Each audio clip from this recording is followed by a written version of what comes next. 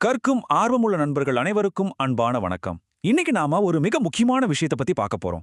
வாழ்க்கையில எதிர்பார்ப்புகளும் ஏமாற்றங்களும் நம்மள ரொம்ப சோர்வடைய செய்யும் போது அதை எப்படி எதிர்கொள்வது, அதை பத்தின ஒரு தெளிவான விளக்கத்தை தான் இந்த அலசல்ல நம்ம பார்க்க போறோம். இது வெறும் ஏதோ ஒரு தத்துவ பாடம் கிடையாதுங்க. நமது அன்றாட மனப்போராட்டங்களை எப்படி ரொம்ப சுலபமா கையாளுவது அப்படிங்கிறதுக்கான ஒரு வழிகாட்டி. அதனால உங்க மனசு கொஞ்சம் ரிலாக்ஸ் பண்ணிக்கோங்க. நாம இந்த ஆழமான சிந்தனைக்குள்ள போகலாம். எப்பவாவது அமைதியா உட்கார்ந்து யோசிச்சு பார்த்திருக்கீங்களா?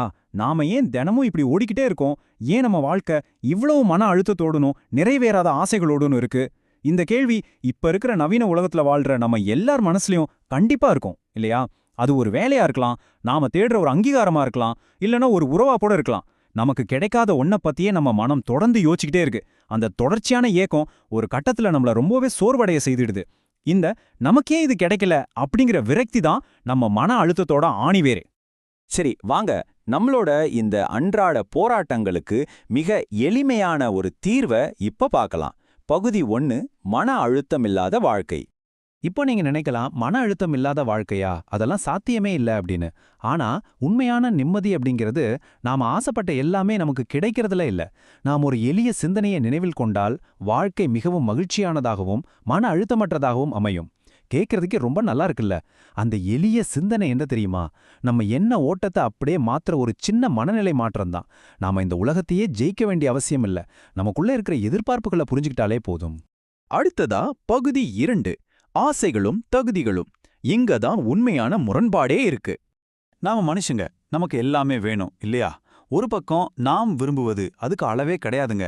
நமக்கு தகுதியானதே இல்லைன்னு தெரிஞ்சும் ஒரு பெரிய பதவிக்காகவோ அல்லது நமக்கு கொஞ்சம் கூட செட் ஆகாத ஒரு உறவுக்காகவோ நம்ம ரொம்ப ஆசைப்பட்டிருப்போம். ஆனா மறுபக்கம் பாருங்க, நாம் தகுதியானதை கடவுள் நமக்கு வழங்குவார். நாம் ரொம்ப ஆசைப்பட்ட அந்த வேலை கிடைக்காம போகும்போதோ இல்ல அந்த உறவு முறியும் போதோ நம்ம அப்படியே உடைஞ்சு போயிடுறோம். ஆனா உண்மை என்னன்னா, நமக்காக திட்டமிடப்பட்டுள்ள அந்த உண்மையான பாதையை விட நம்மளோட ஆசைகள் ரொம்ப வேகமா கண்மூடித்தனமா ஓடிக்கிட்டு இருக்கு. அதனால இங்க நாம புரிஞ்சிக்க வேண்டிய மிக முக்கியமான விஷயம் இதுதான். நாம கண்களை மூடிக்கிட்டு ஆசைப்படும் மனத்தையும் கண்டிப்பா நம்மளால பெற்றுவிட முடியாது. இந்த மூல தகவல் ரொம்ப தெளிவா சொல்லுது. நாம் விரும்புவதையெல்லாம் நம்மால் பெற இயலாது. ஆனால் நாம் எதற்கெல்லாம் நிஜமா தகுதியானவர்களோ அதையெல்லாம் கடவுள் நமக்கு வழங்குவார். ஆமாங்க, மனித ஆசைகள் எப்பவுமே குறைபாடுகள் நிறைந்தது. அது தற்காலிகமானது. ஆனா இயற்கையின் வளங்கள் அப்படிங்கிறது நம்மளோட உண்மையான தகுதியையும் நம்மளோட இறுதி நன்மையும் மட்டுமே அடிப்படையா வச்சு செயல்படுது. இந்த ஒரு உண்மையை நம்ம உணர்ந்துட்டோம்னா ஏமாற்றங்கள் எல்லாமே மாயையா மாறிடும். இப்போ பகுதி 3, நிராகரிப்பல்ல திசை மாற்றம். இந்த இடம் தாங்க நம்ம சிந்தனையை முழுசா மாத்த போகுது. வாழ்க்கையில நாம சந்திக்கிற ஒவ்வொரு ஏமாற்றமும் நம்மள அழிச்சிடுறதுக்காக வர்றதே இல்ல. எப்பவாவது ஒரு விஷயத்துக்காக உசுர கொடுத்து வேலை செஞ்சு கடைசில முடியாதுன்னு ஒரு பதில ஃபேஸ் பண்ணிருக்கீங்களா? அந்த முடியாது அப்படிங்கிற வார்த்தைய உடனே நாம நிராகரிப்புன்னு தப்பா புரிஞ்சுக்கிறோம். ஆனா உண்மையான அர்த்தம் என்ன தெரியுமா? இயற்கை உங்களுக்கு முடியாது அப்படின்னு சொல்லும்போது அது உங்களை நிராகரிக்கல. அது ஒரு திசை மாற்றம், ஒரு ரீடைரக்ஷன். உங்களை விட பெரிய ஒரு மிகச்சிறந்த காத்துக்கிட்டு இருக்கு அப்படிங்கிறதுக்கான ஒரு சிக்னல் தான் அந்த முடியாது. உங்களை தவறான பாதையிலிருந்து காப்பாத்தி சரியான பாதையில திருப்புவதற்கான ஒரு பாதுகாப்பு நடவடிக்கை இதுன்னு புரிஞ்சுக்கிட்டா தோல்விகளை பார்த்து நாம ஏன் பயப்பட போறோம்? இப்போ நாம இறுதி பகுதிக்கு வந்துட்டோம். உண்மையான பலம். எல்லாம் முடிஞ்சிருச்சுன்னு நம்ம ரொம்ப டல்லா உட்கார்ந்துருக்கும் போது நம்மளோட உண்மையான பலம் எங்கிருந்து கிடைக்குது? ஏமாற்றங்கள் எல்லாம் திசை மாற்றங்கள்னு புரிஞ்சுக்கிட்ட பிறகு அதிலிருந்து மீண்டு வர 2 சிம்பிளான வழிகள் தான் இருக்கு. முதல் படி, உங்களால் முடிந்ததை செய்யுங்கள். இது ரொம்ப ரொம்ப முக்கியம். எல்லாமே தானா நடக்கும்னு நம்ம சும்மா இருக்க முடியாது. உங்களுடைய அதிகபட்ச முயற்சியை, உங்க முழு உழைப்பை நீங்க போடணும். அடுத்து 2வது படி, மீதியை கடவுள் பார்த்துக் கொள்வார். இதுதாங்க சரணடைதலோட உச்சக்கட்டம். அதோட ரிசல்ட் என்ன ஆகும் அப்படிங்கிற கவலைய, பதற்றத்தை நீங்க அப்படியே விட்டுடணும். உங்க கடமையை செஞ்சாச்சா, அதோட முடிவை அந்த உயர்ந்த சக்தி கிட்ட ரொம்ப அழகா சமர்ப்பிச்சிடுங்க.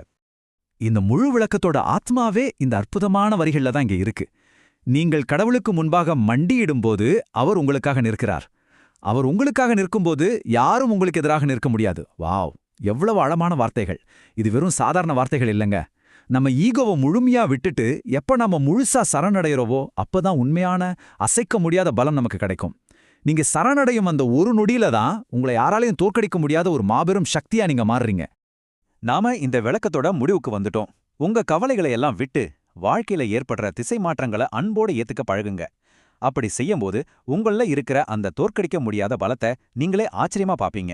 இப்போ சொல்லுங்க, இன்னைக்கு உங்களுக்கு கிடைக்கலன்னு நீங்க ரொம்ப வருத்தப்பட்டுக்கிட்டு இருக்கிற அந்த ஒரு விஷயத்த உங்களால விட்டுவிட முடியுமா? அந்த முடியாதுங்கிறத ஒரு பெரிய ஆம்கான வழிகாட்டியா உங்களால பார்க்க முடியறதா? கொஞ்சம் அமைதியா சிந்தியுங்க. இதுவே உங்களை நிம்மதிக்கும் மன அழுத்தம் இல்லாத ஒரு வாழ்க்கைக்கும் கூட்டிட்டு போகும். இந்த அழகான சிந்தனையோடு இன்னைக்கு நாம விடைபெறலாம். தொடர்ந்து கற்றுக்கொள்ளுங்கள், தெளிவாக சிந்தியுங்கள்.